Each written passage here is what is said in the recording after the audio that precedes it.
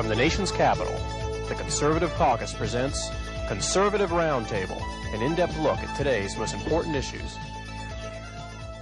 Welcome to Conservative Roundtable. I'm here, Chairman of the Conservative Caucus, which sponsors this broadcast. My name is Howard Phillips. We have as our guest today Ambassador Curt Winsor. Ambassador Winsor has a distinguished background in foreign policy. He's been involved in everything from arms control to issues involving the countries of Central and South America. He was a foreign policy advisor in Ronald Reagan's presidential campaign. He was a special emissary to the Middle East. He's done many, many other things, and including service as an assistant to Senator Bob Dole when Senator Dole was chairman of the Republican National Committee. He's a graduate of Brown University and earned his Ph.D. at American University. There's a lot more I could say, but that'll give you the gist of it. Curt, thank you so much for coming. Well, it's a pleasure. And I know that you have followed in detail what's happening in this hemisphere. And let's begin with the obvious topic, which is Hugo Chavez, the person in charge of Venezuela, because we failed to take advantage of an opportunity to get him out of there. And before you begin, let me just say that my knowledge is limited, but it's sufficient for me to know that I should not buy Citgo gas because that goes into Chavez's pocket. Absolutely. It's 100% owned by the petroleum company of Venezuela, which Chavez controls. And what's interesting about Hugo Chavez is people tend to look at him as a clown. But you got to remember that clowns are usually smart people. And he's a clown, but he is not unthoughtful, nor is he dumb. And he has dedicated himself to being an enemy of the United States, neither from left or right, but rather a complete demagogue who has borrowed the trappings of dictatorship from Fidel Castro. His regime is staffed by Fidel's undercover and secret police. He is working to undercut not only the United States, but decent and liberty-loving groups in almost every country of the region, of South America and Central America. He's been very active in Nicaragua, where he's been helping Daniel Ortega, the Sandinista, who might very well become president of Nicaragua in the next election, which is a frightening thought. When will that election occur? In August of this year. And unfortunately, the opposition to Ortega is divided, and people who you and I would have regarded as friends have been bought and paid for by, I don't think Ortega, but by the Alemán people. And we're all, those of us who love the idea of a richer and better Nicaragua, are trying to help the Liberal Party. Yeah, there was a strange alliance at a critical point between Ortega and Alemán. They called it El Pacto, and it was a deal made in hell. I mean, it ruined the Nicaraguan economy and politics, ruined Enrique Bolaños's chances to really make a difference in the country. He did a lot, but he could have done much more.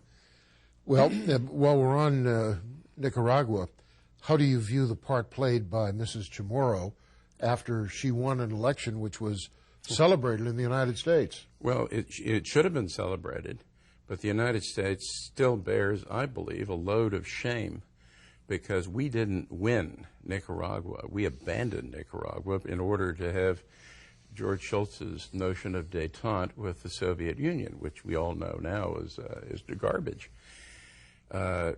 Nicaragua was lost by the Sandinistas gratuitously, and thank God Chamorro won. But in other words, they blew it. it. They made a huge mistake. They blew it. We didn't win it. Yeah. But Chamorro blew it herself because she left the Sandinistas with 3 of the key ministries of government. And the result is that Nicaragua has not been able to attract capital and has been almost as poor as Haiti. Those ministries were police, defense? Interior, which means Interior. secret police, and labor, I believe. Oh. And I think defense, Humberto Ortega, yeah. And they used those positions to physically harass and in some cases kill their opponents. Yeah, well, they killed a lot of the former heroes of the Contras, Enrique Bermudez, and a number of other very good people were killed, assassinated by these people after they lost power. Is the United States playing a part in aiding the good guys in Nicaragua, or are we out of there? We're pretty much out of there. I think there are a number of us, and by us I mean private individuals who are who want the best for the Nicaraguan people. I have no economic interest there, but I have a personal and moral interest in seeing that poor country come back. And as a result, I'm working to help the authentic liberal candidate, Montalegre. And if he wins, we could finally have a success story there. Now, as we're on Central America, you were ambassador in Costa Rica, and the former president of Costa Rica has recently been returned to office. Oscar Arias. Oscar Arias. What are your thoughts about Arias? Well, he's the best I can say for Oscar, and perhaps the most useful, would be he's very complex. He's inward-looking. At the time of the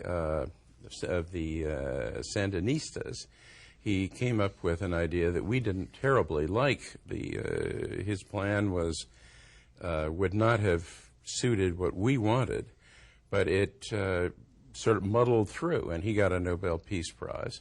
I believe that he comes into Nicaragua, into Costa Rica. On the Contadora issue? Yeah, it was the Arias plan. Yeah. But today, as president, he may actually do a damn good job, because I've talked to him, and I've talked to his people, and I think he's, although not a conservative, he is much more in favor of free market economics than a number of his colleagues are. And I think he may be good for Costa Rica. I wish him well. Things are quiet in Guatemala. Anything we should observe? It's quiet, but there's an undertone of lawlessness that has continued there. You have to be careful if you're a tourist where you go, but it's still a beautiful country. What about but the politics is working. What about the Francisco Marroquin University? Excellent. Is that still place. a factor? Oh, yeah, you and I should love Francisco Marroquin. Yep. It's free market, it's libertarian.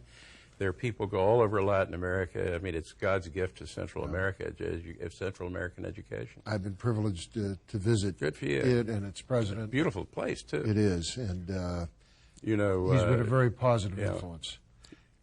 What about El Salvador? El Salvador right now is an economic success story, but it is a nightmare of violence, because American gangs, where Salvadorians were lamentably trained in the back streets of Los Angeles, particularly an obnoxious group called Las Truchas, or MR13, right. Are terrorizing the cities and the countryside. Is the FMLN a significant factor? They have gone into left-wing politics, and these gangs are more linked to drugs and crime. For the benefit of our viewers, this was the Marxist entity that was waging war against our side. Brutal guerrilla force, but they've pretty much put down their arms and have been replaced on the black side, the dark side of Salvador, by these gangs who are terrorizing the people. The government has done very well, but they have not yet been able to control a unique situation which is spread into a number of other countries. American gangs transferred there and gone out of control. What about Honduras? Honduras has been quiet. Some people worry about the choice which is going to be made in the next election. I don't really know enough about it to comment publicly on it, except that if my friends worry, I worry. There's been much talk about Mexico. It's in the news for a variety of reasons. This program will be aired after, in all likelihood, the Mexican elections have been held. But just give us some general observations about what's happening there. You have Mexico is an interesting. You want me to get into the history a little bit? Sure. Mexico has been under one party for over 70 years, the PRI, the Partido Revolucionario Institucionalizado. And that party had become nationalist, leftist, and then corrupt. Under the last pre-president, Zedillo, it cleaned up its act very well. Zedillo was an honest man. What was his predecessor's name again? So it starts with an S. Yeah, he had a brother who was his brother was a bad fellow. But many powerful Americans, including one for whom you worked at one point, were instrumental in getting that fellow elected on the PRI ticket. And both of us are drawing a blank about his name. And he came in office as a hero and went out under very controversial circumstances. You know, he was by far, he was by far from the worst of the pre-presidents. He actually did some good things. And he started the reform, which Zedillo finished, which ultimately led to the election of Fox. And now the PRI is one of three parties, possibly number 3, actually, in the list today. And the question is whether the candidate of the PAN, the Partido, the Nationalist Party, can win, because of the 3 candidates, he would, I think, be the most pro-free market and would be the best bet for opening up the Mexican economy so that more Mexicans can benefit from it, which is what we want. His campaign has moved in a populist direction in recent days, which has enhanced his prospects, as has the view that his principal opponent, a man of the left, the former mayor of Mexico City, is tied to Chavez, which he apparently is. Chavez is also, of course, supporting candidates all over Latin America, and has done so rather clumsily.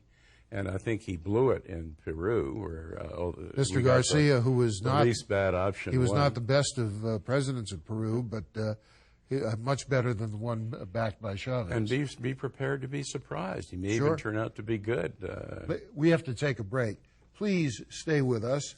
After these messages, I'll be back with Ambassador Curt Winsor, and we'll talk some more about Venezuela and Chile and other things which don't get a lot of attention on the evening news, but which are very important to the security and prosperity of our country. Stay with us.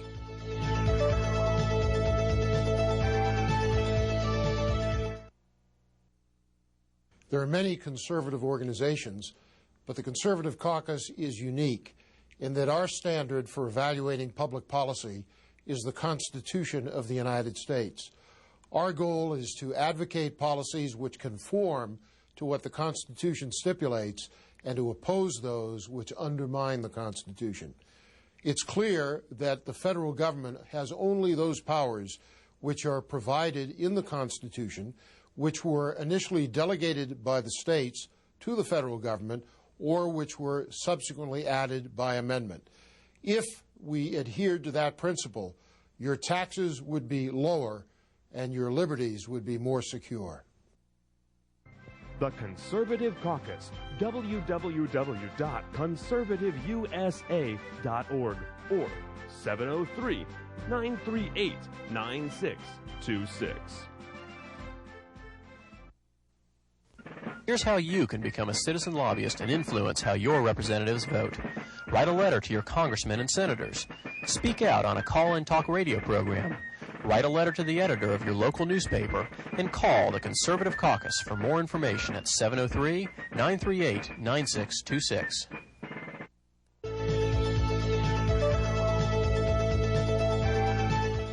Welcome back. I'm Howard Phillips, and our guest is Ambassador Curt Winsor, who has been involved in a great many issues and a great many activities, not least of them being his involvement in defense of American interests in Central and South America. We had covered, I guess, all of Central America except for Mexico. And you were telling me off camera, or off mic, that one of the reasons that so many Mexicans are wanting to leave the country is because of the policies of their own government. That's sort of the dirty secret of Mexico, one of several. As many people are fleeing Mexico as are drawn to the United States, and that should be, and I think it is, a major issue in the Mexican election. The people are fleeing Mexico because a combination of corruption, which creates no jobs, violence, because elements of the Mexican institutional police are owned by the narco-traffickers, and some other complex issues are making people basically fear for their lives. So you get as many people, I think, driven up here as are attracted by the jobs up here. How is life in Mexico City? Tough. Crime is tough. It's crime-ridden. It is not a safe place today as it used to be. And having said all of this, I feel a little badly because I think Vicente Fox has given it his best shot, but that there are forces at work in Mexico that have swamped his administration. And for various reasons, they haven't been able to contain the violence, which I think is their worst problem right now. Well, violence and corruption. Fox has developed a close relationship with President Bush, and I think it's very unfortunate that in the Senate version of the immigration bill, the Mexican government is, if this were to pass, which it won't, is given the authority to, quote-unquote, consult with us about the building of a fence on the border. And that seems to be beyond the authority we ought to give a foreign government. Howie, my biggest complaint with what we're doing or not doing with Mexico is that the fence on the border should be the first thing we do. We shouldn't be thinking of any policies at all in terms of accommodating refugees. A lot of these people are refugees. They're not just immigrants. Or immigrants, until we secure the border and control it. Then we can talk about reasonable programs. I agree with the importance of securing the border. And by the way, 6,000 guardsmen. It's nothing. No. Let me, since we're talking immigration at the moment, something like 34% of our illegals are people who come to the U.S. on travel visas and overstay their visa. From all over the world. From all over the world. How do you deal with that? That doesn't trouble me as much because a lot of them come here as students and bright folks. And I'd say we might look at the statistics of those who are university students. And in many cases, they bring us, this is how a lot of our ancestors came in. They came in because they're talented and they stick. And that's good for the United States. Another problem. Under NAFTA, there's a highway to be built that goes from Mexico through the United States into Canada. No kidding. I wasn't aware of that. Well, and they're in the process of beginning the What are building. they patching it out of the interstate, or are they building something new? It's a combination, but they're basically that's interesting. Building things, and it's supposed to carry container trucks, including many containers from China, from Mexico, Believe it. all the way up to Canada. And one of the things that concerns me greatly is that there'll be electronic surveillance of these vehicles, but there's no real way to determine what's in those trucks. And this could be the biggest source of an illegal influx that we've had. But let's go back. If I were Canada, I'd be worried about that one. Absolutely. I hadn't heard of that one. Let's go back to Hugo Chavez. What is the nature of his relationship with Russia, China, and Cuba? They're different. His relationship with Russia is one of buying arms, and the Russians are happy to oblige him because they do not, at this point, really love us, not so much for ideological reasons as perhaps reasons of their political elites' damaged pride and stuff like that. China is looking to accumulate natural resources. She's our rival for oil, for ores, for all of the stuff that you need to manufacture and create wealth. So she's in Latin America after bauxite. She's after petroleum. Chavez has given her heavy rights to go after their huge pool of oil in the Orinoco Basin. And Chavez is looking to Cuba for his protection. He gets his secret police from Cuba. He gets doctors from Cuba. In fact, I have friends in Cuba. I've been in and out of Cuba 7 times in the last 8 years. And he has stripped Cuba of doctors. I've been in Cuba basically working with friends of mine there carefully and very carefully. And Cuba is lending him an aura of ideology where I think he is less an ideologue than he is a demagogue. I believe he's no right winger, but it doesn't matter if you're a fascist or if you're a communist. They're both bad, and he has elements of both in him, and he mainly hates us. Speaking of China, I find it very troubling that while the United States 10 years ago ruled out the possibility of drilling for oil or natural gas in the Gulf of Mexico and ceded half of it to Cuba, Cuba and China are now working at exploiting the oil in the Gulf of Mexico while we sit idly by and pay $3 a gallon for gas. Yeah, they have discovered a pool out there. We don't really know how big it is, although some people suggest it's large. The Chinese may or may not be in on it. I think it's going to be mainly the Venezuelan Petroleum Company, the owners of your friendly Citgo stations that you and I aren't going to patronize. That's right. I will not buy Citgo gas because it all goes to Ugo. Ugo. And Ugo wants to be our nemesis. But Ugo has feet of clay. He cheated. He stole the last election, by the way, in part thanks to Jimmy Carter, who infamously certified the election when a lot of people, exit polls, everybody told him that it was the first recorded case of electronic cheating. And this we should worry about here, by the way, because we use electronic voting machines, where they transposed, I heard, the vote for the opposition to that for Hugo, which is chilling when you think about it. And there was a point where he was in captivity. He was under arrest. That was way before when there was a coup. Yep. But it was unfortunately a Keystone Cops coup. And they did it so badly. We, by the way, did not have a hand in that, Howie. We might want to think we did, but we didn't. And we let him go. And Otto Reich called the coopsters, people who were doing it. And I won't say what he called them, but they were just, they did everything wrong. Now, in Chile, we had another situation where when Allende was in power, Cuba provided him with military training, security. He provided doctors. The MIR, who were the extremists of the left, which Allende winked and supported. The MIR were preparing with vast amounts of Cuban weaponry to take on and kill the officers of the armed forces. And the word I get, it would be 2 months before, or I'm sorry, after, in fact, the armed forces preempted and took them out. That's why the thing was so bloody. The Chileans are not a bloody people. Their history has been one of real democracy, one small coup in the 30s, but of real democracy. And now, of course, the Chileans are over the top. I don't view them as a third world country. They have a woman of the left who has been surprisingly her history has been of the left. But I think that she's riding a winning ticket, and she's not about to screw up her country.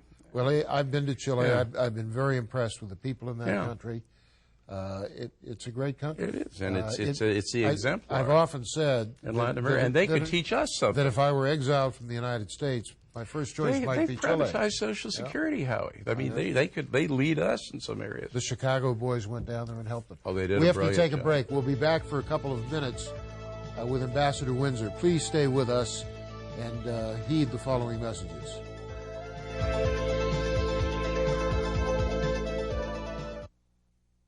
For those of us who love the Constitution of the United States and the principles of liberty on which it was premised, one of the worst years in American history was 1913. Among other things, that was the year in which the 16th Amendment was added to the Constitution, giving the federal government the opportunity to impose a graduated income tax and to, in other ways, directly invade our privacy and rob us of our resources. Until 1913, the revenue tariff was the major source of income for Uncle Sam. The Conservative Caucus strives to repeal the 16th Amendment, abolish the Internal Revenue Service, and eliminate the income tax. Please join with us in this important cause. The Conservative Caucus, www.conservativeusa.org or 703-938-9626. Welcome back. thank you for joining us for this edition of Conservative Roundtable. As you know, this is sponsored by the Conservative Caucus. If you're interested in learning more about our work on a variety of important public policy issues, please check out our website, www.conservativeusa.org, or contact us by mail at 450 Maple Avenue East, Vienna, Virginia, 22180, or fax us your comments and questions at 703-281-4108. And information which will enable you to contact our guest, Ambassador Winsor, is on the screen. Curt, thanks so much for being here. We've covered a lot of what's going on in the hemisphere, thanks to you, but we haven't talked about the biggest country in South America. In South America. Which is Brazil. And Lula da Silva has now gotten into an argument with Hugo Chavez about oil and with Chavez's protege or ally in Bolivia. But Lula da Silva has not been as far to the left as many anticipated. No, actually, he's attempted to do some of the right things with his economy, and that has gotten him in trouble with his own left. He has, of course, suffered because of a number, not so much, I don't think he's corrupt, but a number of his people are corrupt. And by the way, there's an interesting mirror to this, because what's not widely known is that the people around Chavez are more corrupt than the people Chavez replaced. And if the Venezuelan people knew that, Chavez would be in deep trouble. Curt, thank you so much for joining us on this broadcast, and congratulations on the work you're doing all over the world. We didn't talk about some of your other activities in the Philippines and Russia and elsewhere, and I know you would have a world of wisdom to share with us, but time is up. Thank you very much. God bless. Appreciate it.